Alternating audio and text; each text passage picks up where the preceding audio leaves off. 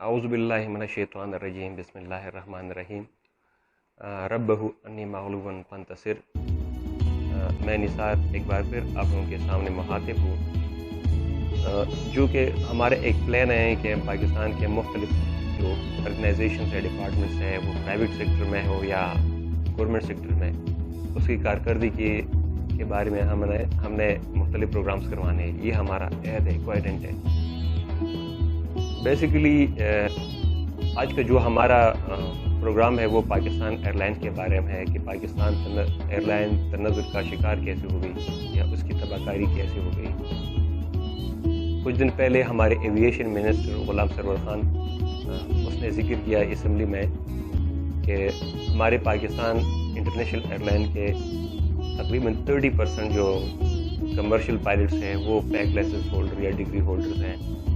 تو یہ بات سنتی ہی سوشل میڈیا پر ایک واویلا سا مچ گیا، مخالفین کی طرف سے بہت زیادہ تنقید کا نشانہ بنایا گیا کہ اس نے یہ بات کیوں ذکر کی۔ تو یہ بات سنتی ہی ساری دنیا میں یہ خبر پھیل گئی۔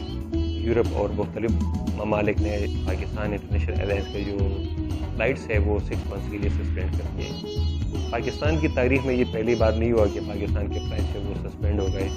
اس سے پہلے بھی پاکستان کے جو ایئر لائنز ہیں اس کی سروسز ہیں تو اس پہ کوشچن مارک لگے تھے کچھ ممالک میں، اس میں ان کے پاکستان ایئر لائن کو یا ہم گورنمنٹ پاکستان کو اس کو اصلاح کے لیے بتایا کہ اس میں کچھ ریکٹیفائی کر کے دوبارہ آپ سے ریزیوم کروا دے، اس نے سسپینڈ کیے تھے۔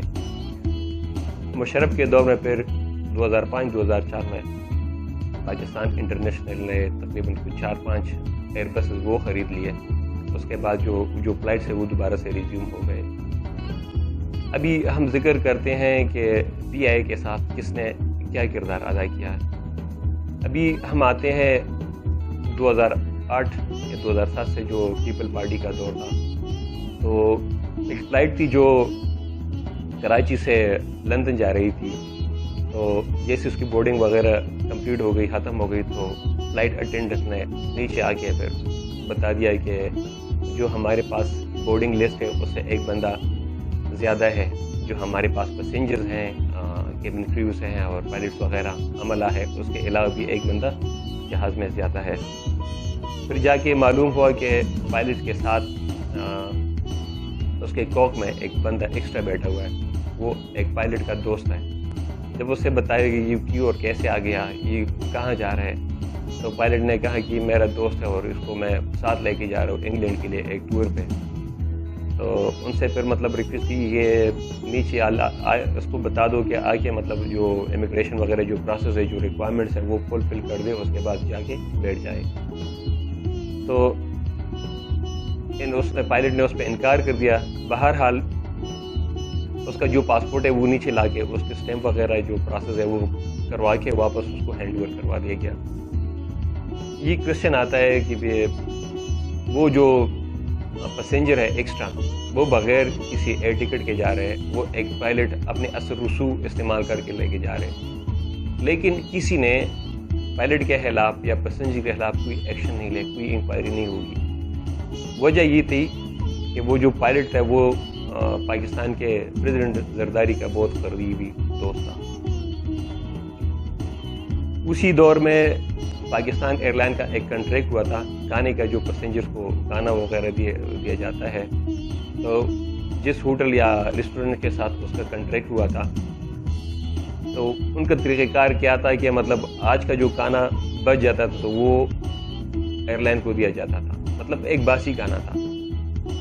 تو اس میں کافی کویسچنز اور آ گئے، اس پہ کافی کرٹیسزم ہو گیا۔ اس کے بعد جا کے اس کو کنٹریکٹ جو ہے وہ کینسل کیا گیا۔ اس کے بعد آتے ہیں ہم نواز شریف کے دور کی طرف، تو جو سب سے زیادہ رول ہم نے دیکھا وہ جناب مشاہد اللہ خان صاحب کا ہے۔ اس نے ادا کر دیا کہ وہ 1990s میں یا اس سے پہلے پاکستان ایئرپورٹس پہ ایک لوڈر کی حیثیت سے وہ بھرتی ہو گیا۔ انہی دوران اس کی رکنیت تھی جماعت اسلامی میں، تو اس نے جب دیکھا کہ قاضی حسین احمد شاہ احمد نورانی صاحب جیسے ہستیوں کی موجودگی میں اس کے لیے آگے بڑھنا یہ ناممکن ہے، تو اس نے جا کے نواز شریف دور میں، یا مطلب نواز شریف کی جو پارٹی ہے اس میں نے شمولیت حاصل کی سوری اس میں جوائن کرنے کے بعد 2007 سے ابھی تک وہ مسلسل سینٹ کے ممبر چلتے آ رہے ہیں۔ نواز شریف کا دور 2013 سے 2018 ان کے دوران اس کو منسٹری بھی دی گئی، اور ساتھ ہی اس کی جو بیوی ہے ردا خان، اس کو بھی ریزرو سیٹ پہ قومی اسمبلی کی رکن بنا دی گئی۔ مشاہد اللہ خان صاحب نے کیا کر دیا کہ اس نے اپنے ایک بھائی راشد اللہ خان، ساجد اللہ خان، ان کو انگلینڈ میں اسٹیشن ماسٹر بنا دیا، ایک کو برطانیہ میں امریکہ میں اسٹیشن ماسٹر بنا دیا۔ اپنے کزن یا اس کا بہنوئی ہے، اس کو پیرس میں اس نے اسٹیشن ماسٹر بنا دیا۔ اس کے فیملی کے ممبرز سینکڑوں ہزاروں کی تعداد میں بغیر کسی میرٹ کے مطلب وہ بڑھتے ہوتے گئے۔ نواز شریف کے دور میں اور زرداری کے دور میں مشاہد اللہ خان نے اور خورشید شاہ نے ہزاروں کی تعداد میں بغیر کسی لسٹ کے، بغیر کسی ریکوائرمنٹ کے، بغیر کسی پروسیجر کے بردیاں کروائی، دھجیاں اڑا دی انہوں نے۔ نواز شریف کے دور میں ایک جرمن بندہ تھا، جرمنی نیشن بندہ تھا، برن ہیلڈن برینڈ، اس کو CEO بنا دیا گیا پاکستان انٹرنیشنل ایئر لائن کے۔ وہ مسٹر برن وہ کیا تھا، وہ کسی 5 اسٹار ہوٹل میں ایک ویٹر تھا، کیونکہ وہاں پر پاکستانی کے جو منسٹرز ہیں ان کا آنا جانا زیادہ رہا، تو اس نے پتہ نہیں کیا اپروچ کر دیا نواز شریف یا اس کے پارٹی کے ممبرز کو، تو اس نے آ کے اس کو پاکستان انٹرنیشنل کا CEO منتخب کر دیا۔ اس کی جو منتھلی سیلری تھی اس وقت وہ $50,000 تھی، یعنی $50,000۔ اس کو کراچی میں، لندن میں، پھر یہ امریکہ میں، نیو یارک میں اور دبئی میں ان کو ایک گھر مہیا کیا گیا۔ اس کی رینٹ وغیرہ وہ PI کی طرف سے دیا جاتا تھا۔ اس کی فیملی کے لیے ایئر ٹکٹس تھرو ایئر، اس کا ہیلتھ انشورنس وغیرہ وہ بھی مہیا کرتے تھے۔ مسٹر برن نے ایک کارنامہ کیا کیا کہ اس نے ایک جہاز اسرائیل کو دے دیا۔ اسرائیل نے فلسطین کے خلاف ایک مووی بنا دی، اس میں اس نے پاکستان انٹرنیشنل کے جو ایئر لائن ہے اس کو استعمال کیا گیا۔ جب یہ بات میڈیا پہ یا مطلب دوسرے اثر و رسوخ کی وجہ سے باہر آ گئی، تو اس نے وضاحت یہ کر دی کہ یہ جو ہمارا جہاز ہے یہ ہم نے مالٹا، ایک ملک ہے ٹیونیزیا کے سامنے کے نزدیک ہے تقریباً، اس کو یہ ہم نے لیز پہ دیا ہوا ہے۔ جب مزید اس کی تحقیقات کی گئی تو پتہ چلا کہ وہ جو ایئر لائن ہے اس نے جرمنی کو دیا ہے، اس کو فروخت کیا ہے 53 لاکھ روپے پہ۔ وہ اب بھی جرمنی کے ایک میوزیم میں پڑا ہوا ہے۔ تو دیکھتے ہیں تو مطلب یہ ان کے کارنامے ہیں جو چلتے آ رہے ہیں۔ اس کے بعد جناب شاہد خان عباسی صاحب وہ پرائم منسٹر بن گئے ہیں، تو اس نے بہت بڑا رول ادا کر دیا۔ جو پاکستان انٹرنیشنل کے فلائٹ سے امریکہ کے لیے وہ اس نے بند کر دیا کہ ہمارے پاس ڈیمانڈ نہیں ہے۔ اور تقریباً 1 مہینے بعد یا کچھ ہفتے بعد اس نے اپنے ایئر بلو کے، کیونکہ ان کی اپنی ایئر لائن ہے، اس کے فلائٹ سے نا وہ اسٹارٹ کر دیا امریکہ کے لیے کہ وہ ڈیمانڈ بہت زیادہ ہے، اس لیے ہم یہ اسٹارٹ کر رہے ہیں۔ اپنے دور حکومت منسٹر ہو گئے تو اس نے کروڑوں روپے اس پہ لگا دیے ایئر لائنس پہ۔ اس کے لیے جو ایک ٹریڈ مارک تھا ایئر لائن کے لیے مارک 4 وہ اس پہ لگا دیا، اس کے انجنس پہ، اس کے سیٹس پہ، اس کی مطلب رینوویشن کی گئی، جتنی مطلب ہر ایک چیز پہ اس نے مارک 4 کا جو ایک برانڈ ہے وہ اس لگا دی، کروڑوں روپے اس نے اس پہ خرچ کر دیے۔ ان ادوار کا اگر ہم ذکر کر رہے تو پاکستان کے پاس موجودہ وقت میں 30 ایئر لائنس ہیں۔ 30 ایئر لائنس پہ 14,800 جو امپلائیز ہے وہ اس پہ کام کر رہے ہیں۔ اتنی بڑی ملازمتوں کے باوجود جو ہماری ایئر لائنس کی جو پرفارمنس ہے وہ وقت کے ساتھ نیچے بہت تیزی کے ساتھ تنزلی کا شکار ہوتا گیا۔ ہمارے ملک میں شاہین، نیچے ایئر لائنس، ایئر بلو، وہ بھی نیچے ایئر لائنس، ان کی جو کارکردگی ہے، ان کی جو فلائٹس ہیں وہ بڑھتے گئے۔ پاکستان انٹرنیشنل کے پاس جو لائسنس ہے وہ آج کے دور میں دنیا کے ٹاپ 3 جو لسٹ میں ایئرلی آ رہے ہیں، قطر ایئر ویز اور ایمریٹس ایئر لائن، ان کے پاس بھی وہ لائسنس موجود نہیں ہے۔ ان کے پاس بہت زیادہ روٹس تھے. ان کے جو میجارٹی روٹس ہیں وہ ترکش ایئر لائن، قطر ایئر ویز اور ایمریٹس کو دیے گئے، ان پہ فروغ دیے گئے.